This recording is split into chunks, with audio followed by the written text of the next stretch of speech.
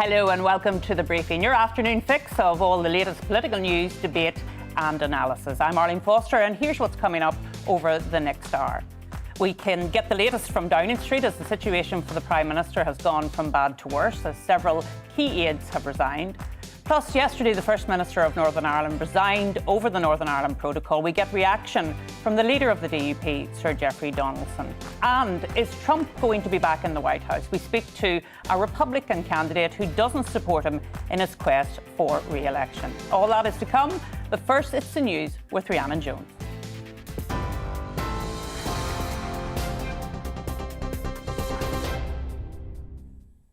Good afternoon, it's 3 o'clock. I'm Rhiannon Jones in the GB newsroom. Downing Street says the departure of the Prime Minister's Chief of Staff, Principal Private Secretary and Director of Communications had been agreed beforehand. Boris Johnson has reportedly told Downing Street staff that change is good. It comes after reports a fifth advisor, Elena Narazansky, resigned just hours after the three senior aides quit. Policy Chief Munira Mirza also resigned yesterday. She cited Mr Johnson's refusal to withdraw his claim that Sir Keir Starmer had failed to prosecute Jimmy Savile for child sex offences. Speaking to the media in London, Health Secretary Sajid Javid distanced himself from the attack on the Labour leader. I think Keir Starmer, when he was running the DPP, did a good job and he should be respected for it. It's a tough job and he deserves absolute respect for that. But the Prime Minister has also come out and he's clarified those remarks, and that's important. The government's been told to focus on getting the UK off the gas grid and to invest in energy efficiency to reduce bills. That's the message from E.ON's UK boss. It follows regulator Ofgem's announcement yesterday that energy prices will soar by 54% in April. The hike will affect 22 million households and add up to £693 to annual bills. Ruth London from the Fuel Poverty Action Group has criticised the UK's response. There's a lot of nonsense being put out by people who are heavily invested in gas and oil and really don't want to see the change. There is a huge amount that other countries are doing, and some of them are in a much better position as a result. An order to stop Brexit agri-food checks at Northern Ireland ports has been suspended by a High Court judge in Belfast. The order was put in place by Agriculture Minister Edwin Poots, but is believed to potentially breach international law. The interim suspension will be in place until a judicial review against the DUP minister's decision can be heard in full. Stormont's executive can no longer meet and is unable to take significant policy decisions. That's after DUP First Minister Paul Given stepped down over the Northern Ireland Protocol last night. A man who pleaded guilty to exploiting a vulnerable victim found living in a 6-foot shed with no light has walked free from court. 56-year-old Peter Swales Jr. was sentenced at Carlisle Crown Court to a 9-month jail term, suspended for 18 months. The court heard that the victim had been exploited for 40 years, including being made to live in a horse box and a disused caravan. Swales pleaded guilty on the basis he was unaware of the victim's living conditions. China and Russia have proclaimed a deep strategic alliance. That, as China's President Xi Jinping hosts Russia's Vladimir Putin on the opening day of the Beijing Winter Olympics. In a joint statement, the two countries declared that their new relationship was superior to any political or military alliance of the Cold War era. The Russian leader's visit comes amid growing Chinese support for Moscow in its dispute with Ukraine, one that threatens to break out into armed conflict. Former US National Security Advisor John Bolton told GB News that Putin and Xi have recognized the weakness of the Biden administration. This tendency of the Russians and the Chinese to work more closely together has been evident for a long time in the UN Security Council, for example. Whenever you try and go after North Korea's nuclear weapons program, China protects North Korea with Russian support. When you go after Iran's nuclear weapons program, Russia protects Iran with China's support. It would be in the interest of the West to prevent that closeness from developing any further, but it's very hard to see how to do that. Austria has become the first European country to impose a vaccine mandate on its adult residents. The country's president signed the controversial measure into law this morning. It'll be introduced in phases, with people who haven't yet been jabbed given a month to comply. From mid-March, police will start conducting random vaccine status checks and issuing fines. A third phase would see the government able to issue automatic penalties through a vaccination registry, though no date has been set for this. And the first patients have undergone pioneering robotic surgery to treat throat cancer. Dubbed transoral robotic surgery, or TORS, are high-tech computer systems used to guide surgical tools and examine cancerous tissues. The breakthrough at Queen Elizabeth University Hospital in Glasgow means some patients will be able to avoid radiotherapy altogether. This is GB News. We'll bring you more news as it happens. Now it's back to the briefing with Arlene Foster.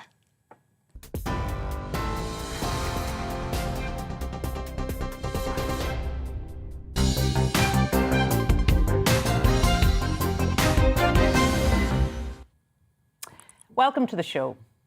Northern Ireland's DUP First Minister Paul Givan has resigned, bringing the power-sharing executive which governs the province under the terms of the Belfast Agreement to the brink of collapse. In an emotional statement delivered at a Belfast hotel, Mr Givan said that the Northern Ireland Protocol, agreed as part of Boris Johnson's Brexit deal, had disturbed the delicate balance between communities that was established by the 1998 agreement and the 2006 St Andrews deal on devolution. And I'm very pleased to say this afternoon that we've been joined by Sir Jeffrey Donaldson, who's the leader of the Democratic Unionist Party in Northern Ireland. Sir Jeffrey, there's been a lot of noise about this decision that the party has taken. Just tell our viewers why you felt it was the time to take this decision. Well, good afternoon, Arlene, and it's a pleasure to be talking to you, and greetings from Lisburn. We've been working at this for some time, and as you will know, the Northern Ireland Protocol was introduced as part of the EU withdrawal agreement. And Unionists at the time made clear that they were opposed to this protocol because it has potential, and indeed is, separating Northern Ireland from the rest of the United Kingdom in economic terms. It has created an internal border within the United Kingdom in the Irish Sea.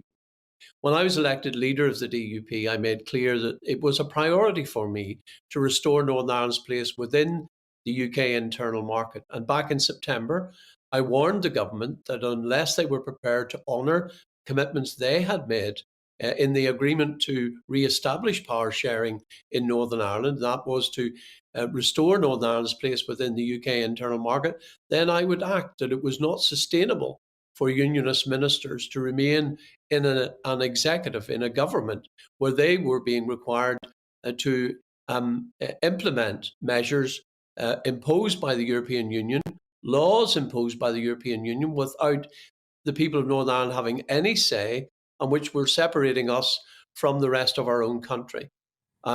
As you know, the EU and the UK government entered into negotiations back in October. I said that I would give time for those negotiations to take place. The Prime Minister told me that this would be a short, sharp negotiation. He mentioned a period of 3 weeks. And here we are over 3 months later, and no agreement has been reached between the EU and the UK government. And I felt the time had come now to say enough is enough. We cannot go on with the Northern Ireland economy being harmed every day to the tune of £2.5 million it's costing businesses. Almost £1 billion a year, 2.5 million every day, almost £1 billion a year is estimated to be the cost to the Northern Ireland economy. That is not a sustainable position. We need a solution to this problem. And I did hear some of your opponents today in Northern Ireland, including the BBC in Northern Ireland, challenge that figure of nearly £1 billion a year. I presume that comes from evidence. It does, Arlene. First of all, we've had economic reports undertaken, for example, by at the University of Ulster. They've examined data coming through from businesses in Northern Ireland. They've looked at the cost of doing the additional paperwork, and the customs fees that are applied on the movement of goods that are travelling within the United Kingdom. They've factored in the fact that the haulage industry are saying the cost of moving goods from Great Britain to Northern Ireland in the past year alone, as a result of the protocol, is up 27%. And as an example of that, Arlene, I've spoken to one small engineering firm in Newtonabbey, just outside Belfast. They tell me that the additional cost of their manufacturing processes and in acquiring component parts, they estimate in the first year of the operation of this protocol exceeds £100,000. That's one business in Belfast. And you replicate that across many businesses in Northern Ireland, and you will see that the cost to the economy and to businesses here is substantial. Well, whatever about the political posturing of your opponents around what the actual figure is, it's certainly the case that there are additional costs for businesses in Northern Ireland and indeed a reduced choice for our consumers. Were you therefore a little surprised that the Ulster Unionist Party, for example, Doug Beattie, has not welcomed the action which you have taken? Well, look, first of all, I would want to say that all the unionist parties in Northern Ireland, every single unionist elected representative in Northern Ireland, is opposed to the protocol. The protocol does not have the consent of unionists in Northern Ireland. When people, and the EU in particular, but also the proponents of the protocol in Northern Ireland talk about protecting the Good Friday Agreement, the St Andrews Agreement, and the political institutions here. When you consider that not a single unionist party supports this protocol, then the principle of consensus at the heart of that agreement, I'm afraid, has been thrashed. It is regrettable that in taking what I believe is an important stand to make clear to the government and the EU that unionists are not prepared to simply turn a blind eye to this protocol and the harm it's doing to Northern Ireland and our place in the United Kingdom, that one of the other unionist parties, as you've said, the Ulster Unionist Party, is not prepared to stand with us on this occasion. The other unionist parties certainly are, yeah. And I think the bulk of unionists are supporting and recognise the necessity of sending a very clear message to the EU and to our own government that we're not prepared to put up with this protocol any longer. And of course, maybe it has something to do with the fact that we are now heading into elections in Northern Ireland. And you have said today that the executive may not return. It would be difficult, I think, is the word that you have used, if the protocol still remains. So are you saying that after the elections, it may well be the case that the executive is not able to be put back together again? Well, I certainly hope that we can see real progress in the next few weeks on the protocol. The EU and the government are continuing in negotiations. One of the reasons why I have taken these steps now is to bring this matter to a head, and to bring it to a head before the election, in the hope that we can have these issues properly addressed and resolved, and then the people of Northern Ireland will have their say. And I think that's important in all of this, that the people of Northern Ireland are able to cast their votes on what they want to see for the future.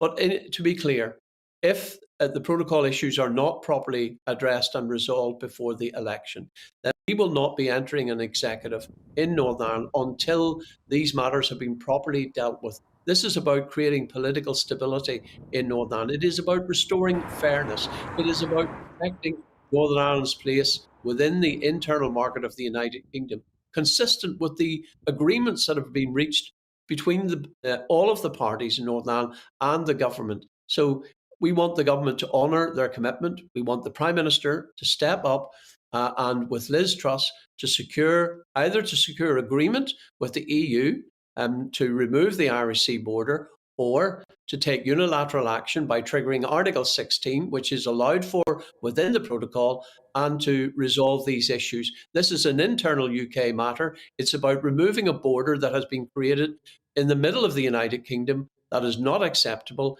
It harms the Union. It undermines Northern Ireland's economy. It's damaging and harmful to the well-being of our people, and it has to be dealt with. Can I just very briefly, in about 20 seconds, Jeffrey, obviously there's been a court decision today in Belfast about those checks and the fact that they have the order from the Minister to stop the checks has now been suspended. presume you would have some view in relation to all of that. Well, interestingly, the barrister who was arguing the case in court on behalf of the department acknowledged that the minister's actions were regarded as lawful. However, the judge has ruled that the action should be suspended pending a judicial review. I think that's regrettable because it means more harm every day is done to our economy. Well, thank you, Sir Jeffrey, for joining me this afternoon and for explaining what's going on in Northern Ireland. So we're going to go back to what has been happening in Westminster now, and Boris Johnson has been hit with a fifth advisor resignation just hours after 4 senior aides quit amid growing pressure over the Prime Minister's leadership. Elena Narozetsky, a special advisor to the Prime Minister on women and equalities, has resigned today. And that, of course, follows multiple resignations of key aides yesterday, which has plunged Number 10 into a fight for survival. I'm delighted to say that we've now Darren McCaffrey, our political editor, joining us. Firstly, Darren, thanks for joining us. Just how serious is the situation for the Prime Minister today? Yeah, it has been a difficult end to, frankly, what's been a difficult week. Difficult couple of weeks, difficult couple of months for Boris Johnson. 5 resignations essentially within the last 24 hours or so. Some of those have come as a surprise, others have not. Downing Street trying to present, though, this was all part of the original plan anyway, that he has always wanted to shake things up halfway through his term and that he wants to surround himself with different senior advisers. But be in no doubt, to lose 5 senior advisers in the space of a day is clearly not a good look. It is a sign, I think, of the chaos inside Number 10. Also, the frustration and also the likely impact that we'll see from that Metropolitan Police investigation and Sue Gray's final report when they are published in the weeks or maybe months to come. Now, the Prime Minister has, Arlene, been addressing the staff that remain inside Number 10 today. A few empty desks, but he talked to them in person, some of them on Zoom, and he quoted the Lion King, saying that change is good and change is necessary even when it's tough. We've got to get on with our job of serving the people of this country. This is like a half-time prep talk, he said. This is the moment when you spit out the chewed-up slice of orange, you put the gum shield back in, and then you get back on the pitch, and that's what we're doing. I think many feel that I think he'll need to go beyond that, clearly, to get things back into shape. And the big question that many Conservatives are asking this afternoon, Arlene, is essentially who is going to fill these top jobs?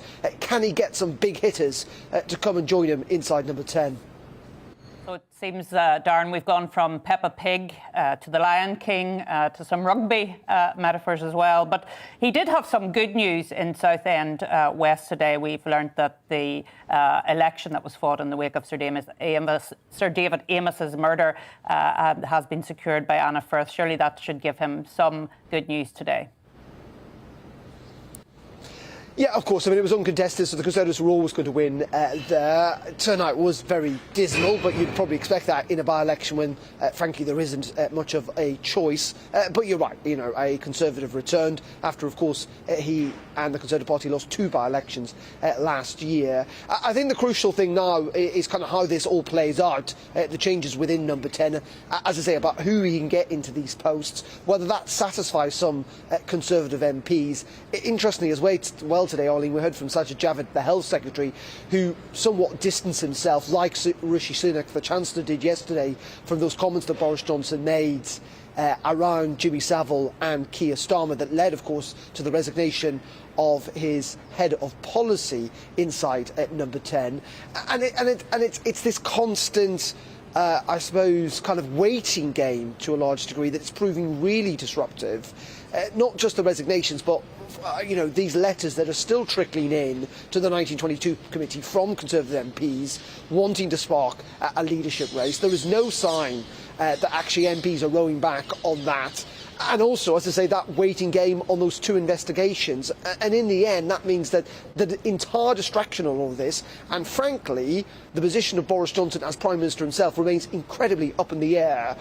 And entirely possible that things could change very, very quickly at any single moment. So thank you, Darren, for joining us from Downing Street this afternoon. That was our political editor, Darren McCaffrey. So coming up on the briefing, we're going to speak with our reporter, Dougie Beattie, who's over in Belfast, again to concentrate on that huge story in Northern Ireland. But we'll come back after this break. Join me, Nana Aquia, on Fridays, Saturdays and Sunday afternoons here on GB News. Expect fiery debate and passionate discussion as my panel and I take on some of the top stories hitting the headlines. You can look up the statistics. No, you look it up. I hug everyone We learn from it and try and move on. That's it. Opinion is at the heart of the show. It's a place for open and frank conversation, but without the fear of cancellation. So join me here on GB News on Friday, Saturday and Sunday afternoons between 4 and 6 p.m.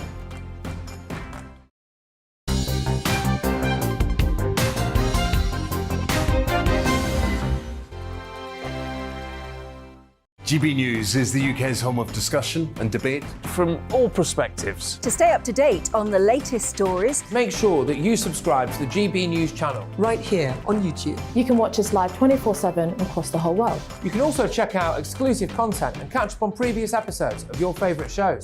Every day, we ask the questions That you'd ask, so why not add your voice to the conversation in the comments section? don't forget to subscribe. We are GB News, Britain's news channel. Every night at 11 on GB News, we bring you the next day's stories the day before. basically like time travel. If it's a big story, we'll cover it, guaranteed. But we'll also have some fun along the way. Big opinions, big laughs. Sometimes big hair. This is Headliners, the paper review show that won't send you to sleep like the others will. 11 p.m, 7 nights a week. Join us.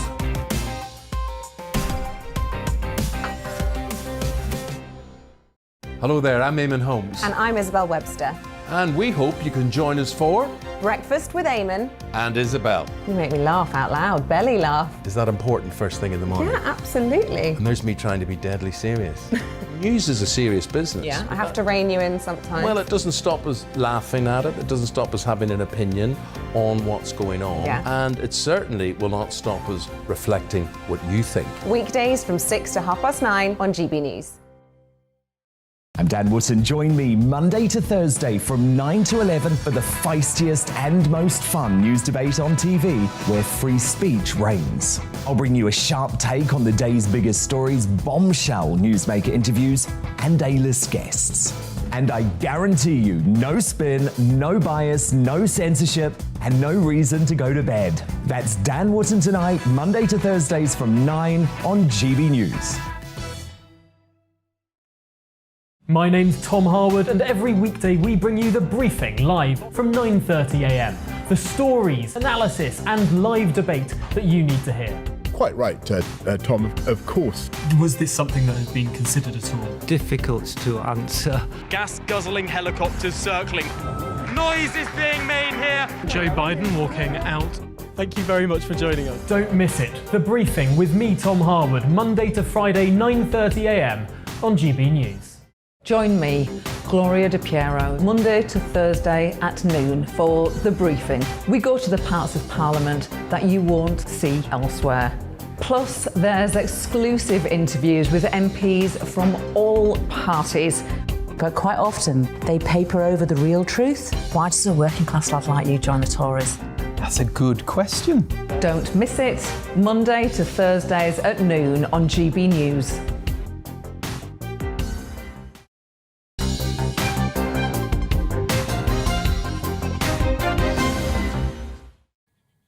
Welcome back. It's just coming up to 3:24 in the afternoon, and you're watching The Briefing with me, Arlene Foster, on GB News.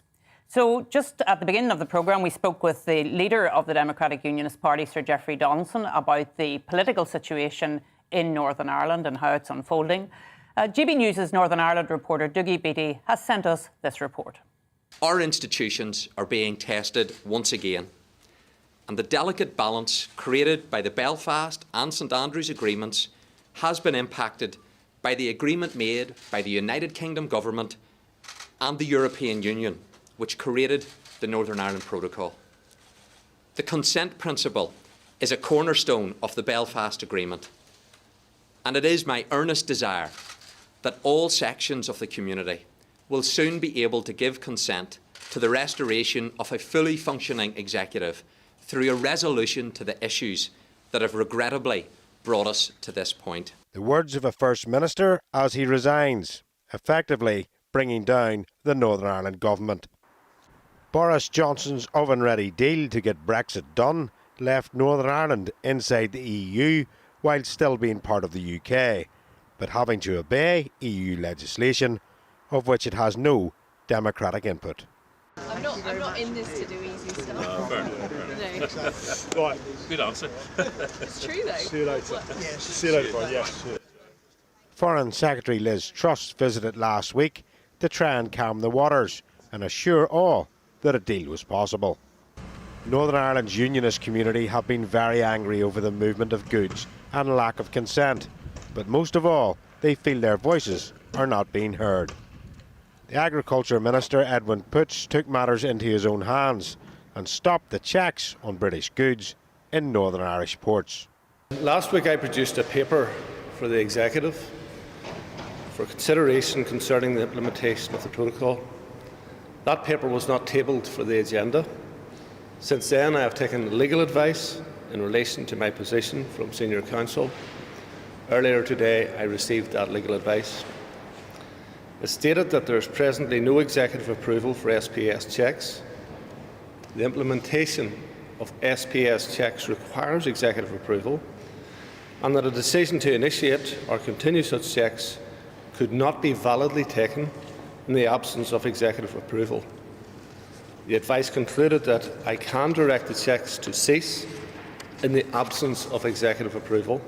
Sinn Féin and the Irish government were furious. The Executive has a position that they will adhere to the protocol, to the European Withdrawal Agreement, and the principle remains for all executive ministers. You have to adhere to the law. Legal advice can be given on a range of matters, and a range of opinions will be given in regards to legal advice. Courts make the decisions, and Edwin Poots, as a minister, knows that as well as I do. As a result, these EU checks may now be pushed to the Irish border, a piece of road that has no clear signs of a frontier. The last time Stormont collapsed, it took 3 years to reset, and both the British and Irish governments leading the way. This time, neither are neutral, and the future of Stormont is in real doubt. Dougie Beattie, GB News, Belfast.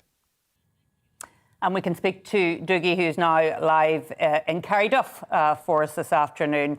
And Dougie, we heard there from Sinn Féin and how they support the courts and the rule of law, and it's up to the courts to decide this matter. But isn't the issue here that we have two international agreements? People talk about the protocol being an international agreement, but the Belfast Agreement is also an international agreement. Isn't that the point?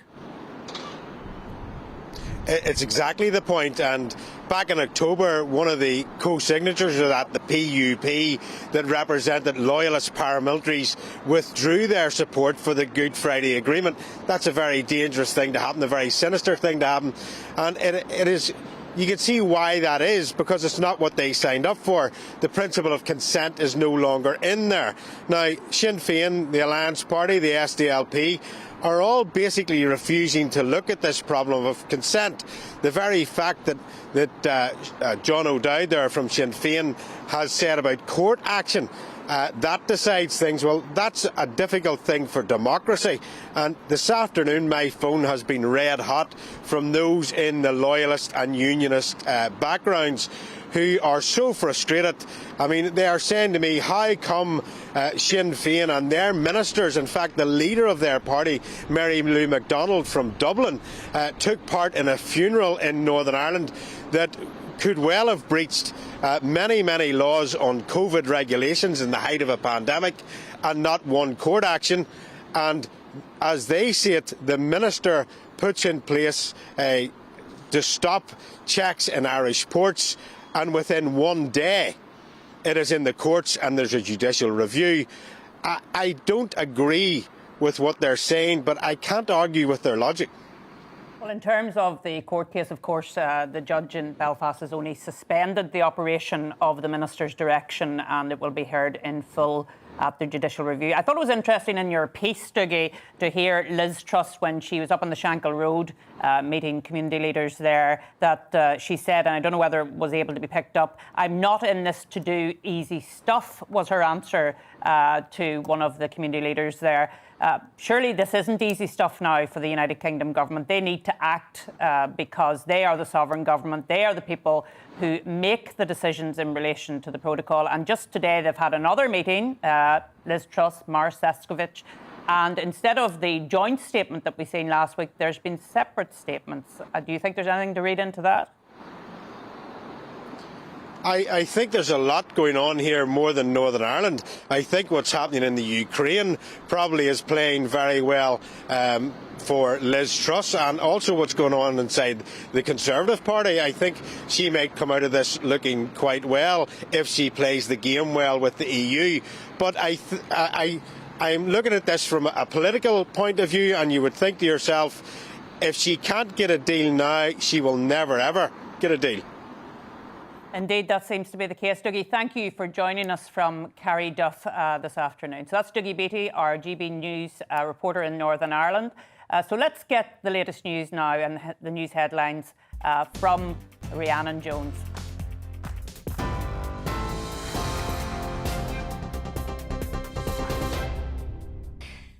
It's 3:31. I'm Rhiannon Jones in the GB newsroom.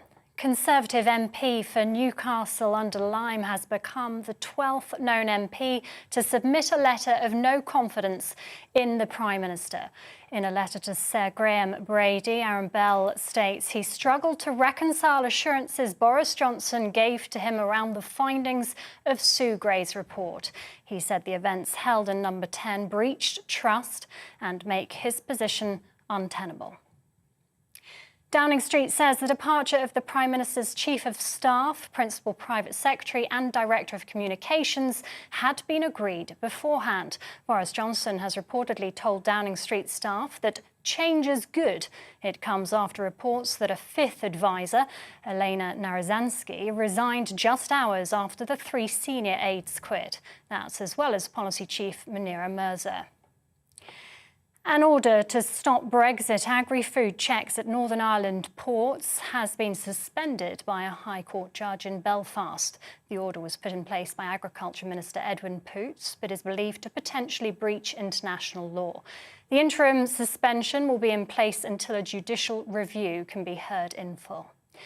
China and Russia have proclaimed a deep strategic alliance as China's president hosts Russia's Vladimir Putin on the opening day of the Beijing Winter Olympics. In a joint statement, the two countries declared that their new relationship was superior to any Cold War alliance. The Russian leader's visit comes among growing Chinese support for Moscow in its dispute with Ukraine. Former peer Lord Nazir Ahmed has been jailed for 5 years and 6 months for the attempted rape of a young girl and the sexual assault of a boy in the 1970s. He was found guilty at Sheffield's Crown Court in January. Although the 64-year-old resigned from the House of Lords, he retains the title Lord Ahmed of Rotherham. One of his victims has demanded the government strip him of that title. The first patients have undergone pioneering robotic surgery to treat throat cancer. The breakthrough at Queen Elizabeth University Hospital in Glasgow means some patients will be able to avoid radiotherapy altogether. TV online and DAB+ radio, this is GB News. More at the top of the hour, but it's back to the briefing with Arlene Foster in just a moment.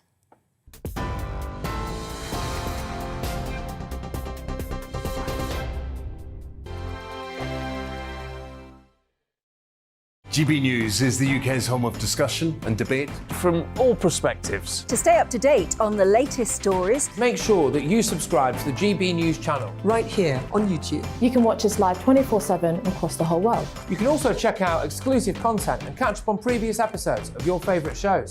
Every day, we ask the questions that you'd ask, so why not add your voice to the conversation in the comments section? Don't forget to subscribe. We are GB News, Britain's news channel. Every night at 11 on GB News, we bring you the next day's stories the day before.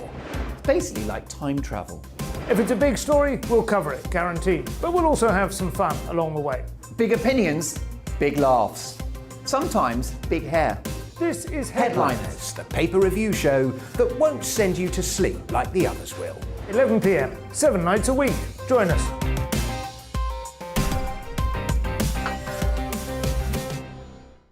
Hello there, I'm Eamon Holmes. And I'm Isabel Webster. And we hope you can join us for Breakfast with Eamon and Isabel. You make me laugh out loud, belly laugh. Is that important first thing in the morning? Yeah, absolutely. And there's me trying to be deadly serious. News is a serious business. Yeah, I have to rein you in sometimes. Well, it doesn't stop us laughing at it. It doesn't stop us having an opinion on what's going on. Yeah. And it certainly will not stop us reflecting what you think. Weekdays from 6 to 9:30 on GB News. I'm Dan Wootton. Join me Monday to Thursday from 9 to 11 for the feistiest and most fun news debate on TV, where free speech reigns. I'll bring you a sharp take on the day's biggest stories, bombshell newsmaker interviews, and A-list guests. And I guarantee you, no spin, no bias, no censorship, and no reason to go to bed. That's Dan Wootton Tonight, Monday to Thursdays from 9 on GB News.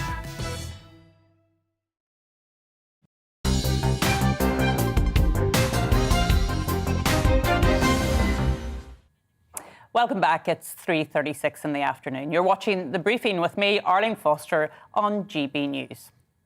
Now, Boris Johnson has faced further blows to his premiership, with 5 of his top advisers resigning in the space of 24 hours. Those abandoning the Downing Street ship include Mr Johnson's long-term aide, Munira Mirza, who cited the Prime Minister's inappropriate and partisan comments, accusing Sir Keir Starmer of failing to prosecute Jimmy Savile as her reason for quitting.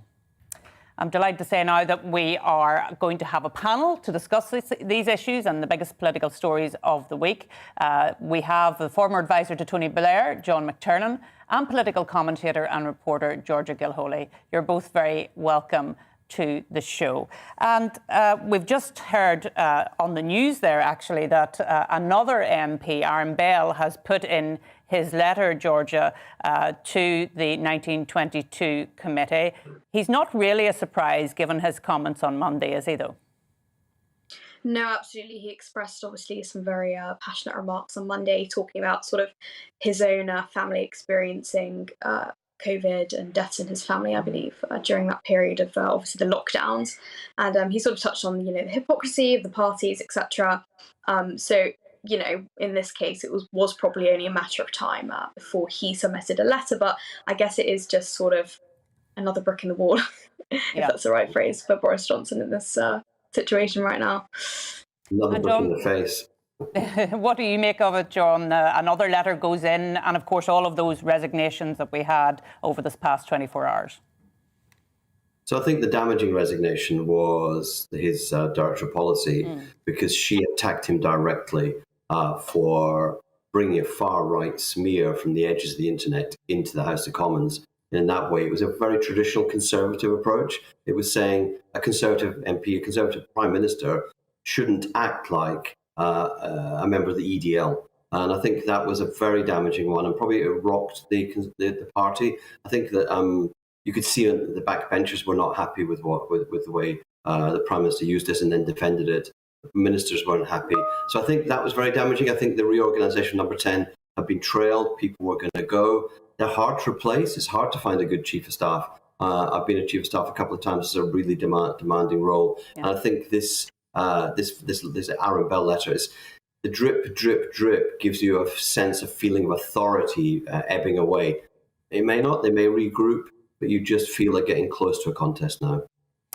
Well, and you're absolutely right in relation to the Chief of Staff. It's a very personal relationship that you have to have with the leader in those sorts of circumstances. And undoubtedly, Munira had that personal relationship with Boris Johnson. But as regards the other resignations yesterday, Georgia, I mean, a lot of Tory loyalists and supporters of Boris Johnson would say this is exactly what the PM said he was going to do. He said he was going to make a change in Downing Street, and this is the start of that change. Has that not got any validity? Yeah, so from what I can see, other than Munira Mirza, all of these were sort of pre-planned and they were jumping before they were pushed, so to speak. The problem is that this still we don't know who's going to replace them. Are they going to be any better? And also, at the end of the day, this is all self-inflicted. The parties, for example, Boris Johnson was the Prime Minister. He did have authority over that and he did let it slide. And I think from what we can tell, he's not particularly, it doesn't seem to me as if this is something that sort of keeps him up at night, the guilt. I think it's more that he's been found out about it, basically. And so I agree with you about that. However, it's just one of a number of things. And like I'm saying, it's self-inflicted, so it still looks bad. We don't know who's going to replace them. And the Manohar Mirza issue, of course, she did refer to those Jimmy Savile comments. I think we can all agree that those were inappropriate and obviously inaccurate in regards to Sir Keir Starmer. However, she was probably, from what I've read, about her personality and her 14 years of history working for Boris Johnson and another quite intimate relationship, I think she was also probably looking at the situation in terms of all these scandals, in terms of where the government can move on things and thinking, is there any actual, policy work I can do here? Is this a failed project? And I think she probably just thought it is. And I think we can probably understand why she's thinking that. But I don't think it's the last we've ever heard from her. Yeah. And do you see, John, any sort of coordination in these letters that you rightly say are now dripping in? It's almost as if there's one a day now, sometimes a couple a day. Do you think there's any coordination going on between these people? I'm not sure, if it was a new Labour rebellion, it'd be a grid. There'd be one person for one day, another person for another day. It feels to me still as though lots of people have individual reasons to be against the Prime Minister. It's not as if there's a faction that's organising, because there's not yet a candidate, is there? One of the issues, you've been a leader, you know this, that the most dangerous times are when somebody chooses to become your opponent and come for you. Boris has got a couple of people, Liz Truss, Rishi Sunak, who we know would like to be Prime Minister, but I think they still fear the membership. They fear stepping forward. They fear creating a campaign. So without a campaign, there'll be less organisation, and so you get maybe some of the more Bow Group style MPs, some of the 29. They'll all be individually motivated at the moment. We still don't have a candidate. Until we have a candidate, I still think the Prime Minister has the strength that he's dividing his opponents. They're in smaller groups. If they ever can combine, that's when they become quite dangerous. And of course, if they go too quickly as well, then under the rules of the 22 committee, there won't be another election able to be called for a year. So that's quite significant as well. That's absolutely right. I think that's one of the things that's holding back the Prime Minister's opponents. They're looking around thinking, is the time right? And so maybe the time isn't right. Maybe you want to get this at the time of his maximum vulnerability, is that after the May local elections. The problem is, as David Miliband found, he never quite thought the time was right to challenge Gordon. In the end, he didn't. In the end, Gordon went to defeat. And sometimes in politics, leadership has shown, who dares wins. And so I think somebody, if they want to seize the crown, they have to seize the initiative. Yeah, but there's also the well-worn phrase, John, you'll be very familiar with it, that he who, tries to get the crown will never wear the crown. I mean, that is... Well, that's so true. But, Boris Johnson is the example of, he resigned, went to the back bench and grabbed the Prime Ministership. So, it's ironic that he's defending him. So he's being defended by this notion you can't do that. When he did it, he's the actual most recent example of doing that. And of course, there's been other big political stories this week as well, not least the news this afternoon that China and Russia have formed what they call a deep strategic alliance. Georgia, should we be concerned about that in the West? Certainly, but I think this has been a long time coming. Putin and Xi Jinping, their interests very much align in terms of sort of forming more of a bulwark against the West. And I think a lot of the thinking on foreign policy when it comes to the Russia threat is accurate. I think that Russia is, it's an anti-democratic force. It is aggressive. Obviously, we're seeing that in Ukraine. However, in terms of financial power, military power, China is a much bigger threat and it's on the rise in comparison to Russia. So I think that we do need to be concerned about that, and especially their coordination. I think one of the main problems is that Western countries, the UK included, we don't really have a comprehensive strategy when it comes to targeting China and Russia. We sort of muddle along and, try and get financial benefits, trading with their companies, getting the gas, the oil, etc. We don't, and then sort of, you have Liz Truss saying, oh, we need to form an alliance of freedom-loving democracies, and then the actual fact of the matter is that that's not happening. Yeah, and I mean, obviously America will be very concerned as we are about this, and it looks as if China are saying that they are opposed to any further NATO expansion, John. I mean, this is obviously something that concerns us when we look at Ukraine and Russia, and of course the Prime Minister went to Ukraine earlier this week. Did you think that diplomacy worked, or do you think it was more for the optics, given what was going on at home? So I think what the Prime Minister did was very, very interesting. And I know from people in the Ukrainian government that it was felt to be significant by them, because the European Union is still trying to sort out its own position. It's 27 countries trying to come to a decision, but actually Britain could go. The Prime Minister could speak. And I think the reports have been published now by the Ukrainian government and by the UK government about the conversations that the Prime Minister's had. I think it was a very important visit, a very significant one, and it shows how nimble global Britain can actually be and how practical it can be. I'm going to agree with Georgia that there's something very worrying about an alliance between China and Russia, and something hugely ironic, almost laughable if it wasn't China, about them arguing against sort of imperialist or neo-imperialist encroaching, given what they've been doing in the South China Sea, what they'd like to do in Taiwan. So I think we do have to have a comprehensive position on engagement commercially, but challenging them diplomatically, and being willing and able to stand up to them in military terms, and also continuing to press about let's get more transparency about Chinese military capabilities. That lack of transparency worries me a lot. But equally, Ukraine is part of the Belt and Road. So the Chinese have an interest in Ukraine not being invaded. They don't want Ukraine to be the new Syria. Does that not go to the actual point that Russia isn't actually going to invade in Ukraine? And what if he was going to invade in Ukraine further? And of course, he's invaded before in the Crimea. But if he was going to further invade, he wouldn't have posted it, and we wouldn't have known about it until it actually had happened.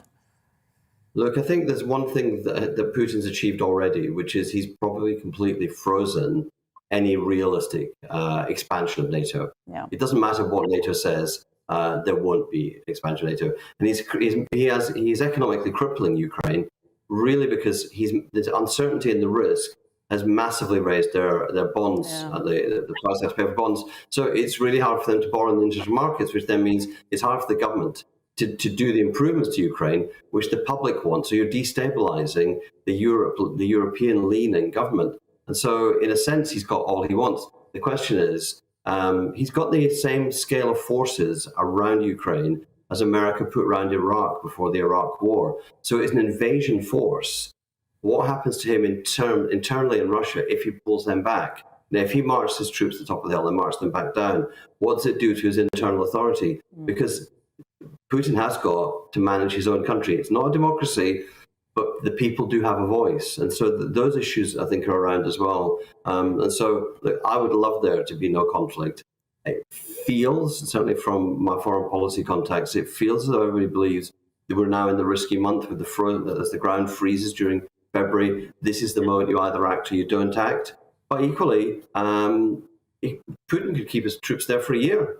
It doesn't matter to him, there's tension for a year. So I think at the moment, he as you know, his intention, his strategy is to put a question mark over things. Disorder helps him. And the lack of response from Europe helps him too. That divided response. He wants us divided. He doesn't really care how he does it.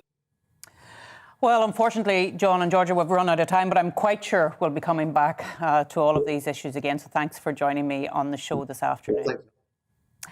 Earlier this week, former US President Donald Trump, remember him, suggested that he may grant a presidential pardon to the Capitol Hill rioters who stormed government buildings in January 2021 if he should return to the White House in 2024. So with the congressional midterms coming up this November and reports of a $122 million fund on hand for a presidential campaign, will his rhetoric have an impact on the outcome of November's elections? And what are his prospects for the presidency should he decide to run again? I'm very pleased to say that joining me live now from the United States to discuss this is a Republican congressional candidate for Utah, Jake Hunsacker. Jake, thank you so much for joining us. What do you make of the president's recent comments about pardoning Capitol rioters? Well, thank you for having me this morning. And listen, the president's comments last week and the comments that we see repeatedly from Donald Trump show that he's fixated on one thing and one thing only. And it's his relevance in the GOP, his waning relevance in the country, and his own political aspirations. And, you know, we've seen time and time again in the last couple of months and weeks, actually, polls and pieces of evidence in fundraising and in, the behavior of the gubernatorial race in Virginia. Trump's brand of conservative politics had a moment. And, while many of the policies that he championed as president were helpful to conservatives, his rhetoric and his toxic brand of politics were not. And ultimately, that cost us the White House. It cost us the Senate. It cost us the House of Representatives in the last election cycle. And coming up to the midterms in 2022, I believe Republicans remember that. And so, yes, we see a sideshow from Donald Trump occasionally. We see him, saying things that are going to get him into the news. Ultimately, I don't believe that he has a future as the leader of the party because he has a track record of losing elections. And tell me, Jake, I was looking at some of your social media output before the conversation this afternoon, and I noticed that your number one key issue that you wanted to talk about was bringing back civility into politics. And I think one of the cut-through things for us here, as we call it in the UK, is the fact that there's so much division in the United States at the moment. How are we going to heal the divisions in American politics? Listen, the division is real, and it's what keeps me up at night. I think it's what keeps a lot of Americans up at night because we have a class of politician that continues to show in all of their rhetoric that they're more interested in maintaining their own position than they are on healing the divide, on bringing people to the table, and on solving actual problems. And by the way, we have a lot of problems to solve, and Americans are united in agreeing that we need to solve these problems. Record inflation rates. I'm looking for a used car right now because my campaign has outgrown my small vehicle. 39% increase in used vehicles last year, 30% increase in energy costs. These are problems all of us agree have to get solved, and they have to get solved now. But even my opponent here in what's called District 4 in the state of Utah has spent his time in other places. Last week, he was in Texas spewing racist rhetoric about immigration at the border. And he, and other, like I said, members of that class of GOP politician have shown that they are more interested in getting on the news and getting into the headlines than they are about bringing people to the table to solve these complex issues. I believe that we can be civil. I believe that there's more that unites us than divides us, and that when we come into the room together with Democrats and Republicans, we see a path forward through brainstorming, through solutioning, through civil conversation that is at the root of this democracy. And unfortunately, we have too many politicians that don't participate in that brand of politics. Well, look, Jake, it's been fascinating to speak with you, but I just wanted to ask you finally, as a Republican, and you're a very proud Republican, if Donald Trump isn't the answer, isn't the person that should go forward in 2024, who is? Well, I think we have a class of really, really invested and effective Republicans that are showing that they can fundraise. For example, Liz Cheney just fundraised over $2 million in the last quarter alone. And by the way, she was just censured by the GOP. So again, there's a disconnect between the toxicity that the GOP, the RNC, wants to kind of perpetuate, and the toxicity that Americans do not want in their political scene. Leaders like Liz Cheney, others, across the country are stepping forward to fill this void of actual leadership. And I believe we have a good pool of candidates if we can disconnect ourselves from this idea that Trump equates to the Republican Party. An NBC poll last week just showed that almost 60% of Republicans now, and this has shifted, 60% of Republicans view themselves as a Republican first and a Trump supporter second. I believe that trend will continue to show an inclination toward better leadership in the GOP, and I hope to be part of that wave in the next election cycle. Fascinating to hear your take on what's happening. We'll be following very closely your congressional campaign. Thank you so much for joining us. That's Jake Hunsacker. He's a Republican candidate in the state of Utah for the congressional elections, which of course are coming up in November. You've been watching The Briefing this afternoon with me, Arlene Foster. The show, of course, is back every Friday from 3 p.m. I hope you can join me next week. Up next, it's Nana Akua. Hello again. It's going to be a windy weekend for all, and for some, a wintry weekend, particularly in Scotland, where we will see further snow showers. Elsewhere, we're more likely to see outbreaks of rain. This weather front introduced the colder air that you've probably noticed through the day today. More weather fronts are approaching. They will spread outbreaks of rain across the country tomorrow. But in between, many places becoming dry overnight. We do still have snow showers coming into western Scotland. However, the snow could build up here over some of the higher routes and potentially cause a little bit of disruption. The snow showers will ease across the hills of northwest England, Wales and Northern Ireland as outbreaks of rain trickle back into here and western Scotland by dawn. Temperatures dropping close to freezing, but there's